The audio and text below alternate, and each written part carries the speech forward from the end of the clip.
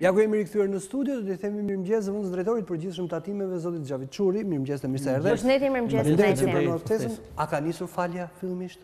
Ka hyrë në rrugë, ka nisur njerëzit? Para se të fillojmë nëse ka nisur apo jo, unë do doja të thoja 2 fjalë shkurtimisht për përmbajtjen e ligjit. Në fakt ligji ka dalë që me 30/3 të këtij viti, pra me 30 mars të këtij viti, është botuar në fletoren zyrtare dhe ka hyrë në fuqi me datë 6 para 3-4 ditësh, domethënë.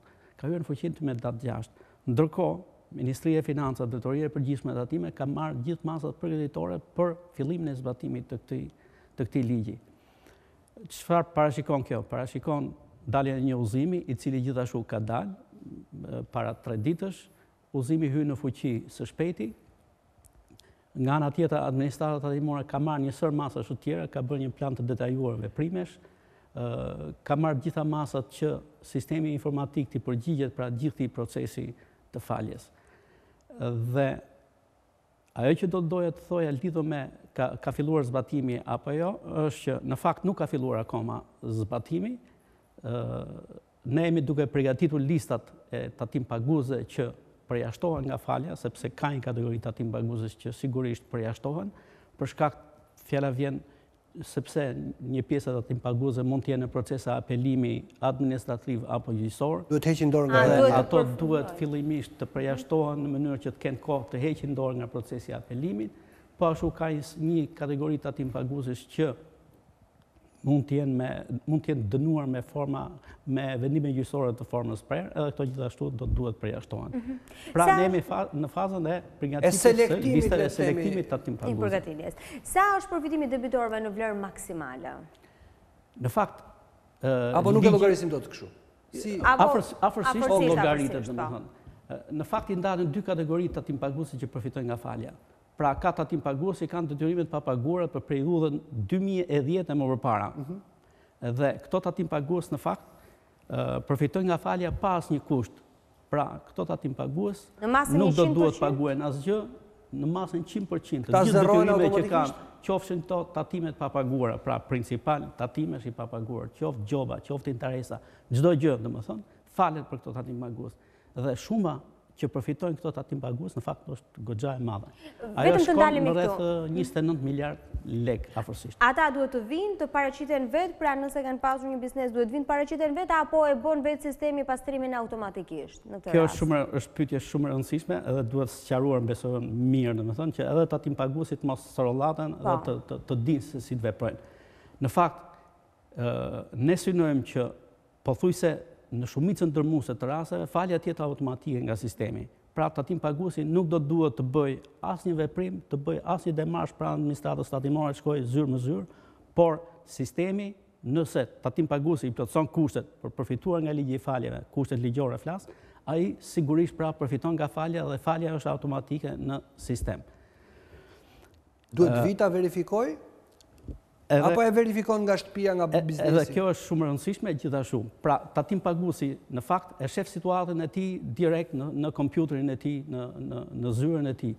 Pra ai është tatim pagues i cili deklaron në mënyrë elektronike, sepse 100% e deklarimit në Shqipëri është elektronik, çka do të thotë që ato operojnë nëpërmjet sistemit informatik.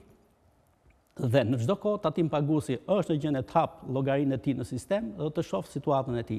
Por përveç kësaj, për çdo falje, gjobe, interesi apo principali tatimesh pa paguar, në fakt tatim paguesit i bëhet një njoftim po në sistem, në llogarinë e tij në sistem, ku i thuhet që tatim paguesi dashur, ju keni përfituar nga ligji i falje dhe pra ai ka mundësi të informohet edhe në mënyrë elektronike. Sigurisht ka mundësi. Dhe ndalemi tek pjesa tjetër, pra se folëm për këta të cilët ishin para 2010-s, tani me këta të cilët janë pas 2010-s çfarë ndodh? Është më e komplikuar me këta? Është pak më e ndërlikuar, në kuptimin që nëse kjo kategori tatim paguesish ka një principal pa paguar, pra tatim të pa paguar, por ndërkohë ka ca gjoba, ca interese që lidhen me këtë tatim pa paguar, duhet fillimisht së pari tatim paguesi të paguajë principalin e tatimit pa paguar dhe më pas të falen gjitha gjobat dhe interesat që lidhen me këtë tatim të pa paguar. Pra nëse ai vjen, interesohet dhe paguan të gjithë principalin në gjithë këto vite, gjobat, kamatat dhe gjithçka tjetër zerohen. Por ajo që është e rëndësishme të kuptojnë tatim paguesit dhe të kuptojnë të gjithë është që në fakt tatim paguesi pra ka kushtin që duhet paguaj principalin. Ky është dallimi nga kategoria e parë e tatim paguese, ku tatim paguesi nuk do të merret asnjë veprim. Veprimi i vetëm që duhet ndërmarrë tatim paguesi në këtë rast është që të shoh llogarinë e tij në sistem, nëse ka një tatim të papaguar, të gjenerojë urdhër pagesën nga sistemi po ashtu, dhe me këtë urdhër pagesë shkon në bankë, bën pagesën e principalit dhe sistemi në mënyrë automatike pastaj fal gjobat dhe interesat e këtij tatim paguesi. Duhet ta bëjë në masën 100% pagesën e principalit për këto vite? Tatimi, në fakt, llogaritet për periudhë tatimore. Shuma e papaguar e një periudhe të caktuar tatimore duhet patjetër të paguhet në masë të plotë. Pra, ai mund të zgjedhë të paguajë një periudhë tatimore, të mos paguajë një periudhë tjetër, por që të përfitoj falje, duhet paguaj periudhën përkatëse tatimore. Dhe nëse e paguan këtë për këtë periudhë, falet gjoba e asaj periudhe, falet interesi asaj periudhe. Pra, 2011-2012 dhe mbetet pjesa tjetër dhe likuidohet... Bëhet fjalë për 2011-2014, pra nga 1 janari 2011 deri në 31 dhjetor 2014. Pra, këtë duhet ta paguajë të plot. Këtë duhet paguajë të plot principali. Ndryshe nuk përfiton nga... Pra, nëse ai vendos të paguajë nga 2011 deri në dhjetor të 2012-s, mund të përfitojë faljen vetëm për gjobat të cilat ka marrë në këtë periudhë dhe i ngelet për 2013-2014? Fakt është pak më ndryshe sepse varet nga lloji i tatimit. Ka tatime që kanë periudhën tatimore kanë vjetore, siç është tatim fitimi, ka tatime që janë me periudhë mujore, periudhë tatimore mujore, siç është TVSH-ja. Pra, nëse ka i papaguar një TVSH, fjala vjen për disa periudha tatimore, ai për një periudhë tatimore duhet paguajë të plot, apo për disa periudha tatimore, apo për gjithë periudhat tatimore dhe përfitohet po kaq e plot gjoba dhe interesi që ai ka paguar. Ai do përfitosh. Tani si e ndajmë ne këtë? E ndajmë si është përqindja, se nuk besoj ta di me numër biznesesh, po kush përfiton më shumë? Përfiton biznesi i vogël apo përfiton biznesi i madh? Shiko, në numër, në fakt sigurisht përfiton në numër përfiton bizneset e vogla më shumë sepse ato ja përbëjnë më shumë se 80% të numrit total tatim paguesve, pra shkojnë në rreth 90.000 tatim pagues. Ndërkohë, në vlerë sigurisht përfitojnë më shumë bizneset e mëdha se shumat e papaguarat atyre janë më të mëdha. Domethënë kanë papaguar më shumë bizneset e mëdha në llokëm, po flas me gjuhën e popullit, 3/4, 5/6, ku diun. Në përqindje në fakt duhet të jenë diku te 60% duhet të jetë biznesi i madh dhe 40% e shumës është biznesi i vogël. Dhe sa është totali? Numri Jo, totali si vlerë. Totali si vlerë shkon në rreth 60 miliard lek potencialisht. Nga 2011 e mbrapa. Ajo që po thoshim është që 29 miliard që i kategorisë së parë që bën ka të bëjë me tatim paguesit që përfitojnë nga falja deri në vitin 2010, është në rreth 30 miliard, 29 miliard. Shuma tjetër në fakt nuk mund të llogaritet eksaktësisht, por potencialisht ajo është rreth 30 miliard lek. 30 apo 60? 30 miliard. 30, gjysmë bashkë me tjetër shkojnë 60. Tani, përsa i përket kësaj pjesës nga 2014, sepse ndan fashën 2010 dhe para, 2011-2014. Tani, pas 2014-ës deri sot çfarë ndodh? Pas 2014-ës, çka do të thotë, përfshirë periudhën tatimore 2015, 2016 dhe muajt e parë të këtij viti, në fakt nuk ka falje. Nuk ka falje. Falen vetëm gjobat për pagesë të vonuar, për deklarim të vonuar, por për deklarata që paraqiten gjatë kësaj periudhe, pra gjatë harkut kohor të 2015-2017, por për periudhat tatimore të vjetra. Çfarë dokumentacioni është e nevojshme që të kenë me vete një Dhe a duhet vinë të tatimet apo zgjidhet me... Siç e theksova edhe pak më parë, në fakt tatim paguesi nuk do duhet bëj as kërkesë në administratën tatimore, as të shkojë në administratën tatimore të ketë kontakte me inspektor tatimor.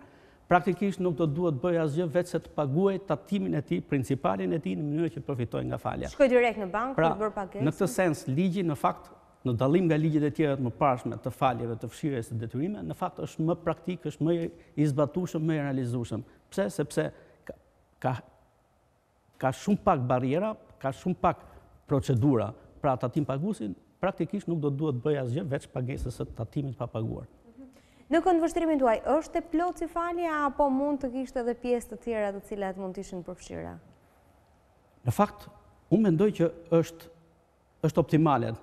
Është optimale në sensin që tatim paguesit që në fakt kanë borxhe të reja të papaguara, nuk kanë pse të përfitojnë nga falja, pra që kanë borxhe të papaguara 2015-2016 të muajve të parë të 2017-s. Por tatim paguesit fjala vjen që nga 2010 më parë kanë sa tatimet pa paguara, praktikisht ato tatimet, ato gjoba, ato interesa nuk do merreshin kurrë. Është shumë e vështirë për t'i vjelë sërish. Është absolutisht e pamundur për t'i mbledhur. Dhe në një farë mënyrë, duke qenë sa është i pambledhur, atë më mirë fale dhe shpëton nga procedurat edhe tatim paguesi, por edhe administrata tatim bërë. Pra duhet presin njoftimin tuaj nëpërmjet sistemit. Sigurisht, të gjithë ata. Sigurisht të gjithë tatim paguesit që potencialisht përfitojnë nga falja, duhet presin njoftimin në sistem, në llogarinë e tyre në sistem. Keni një këshill për të interesuarit?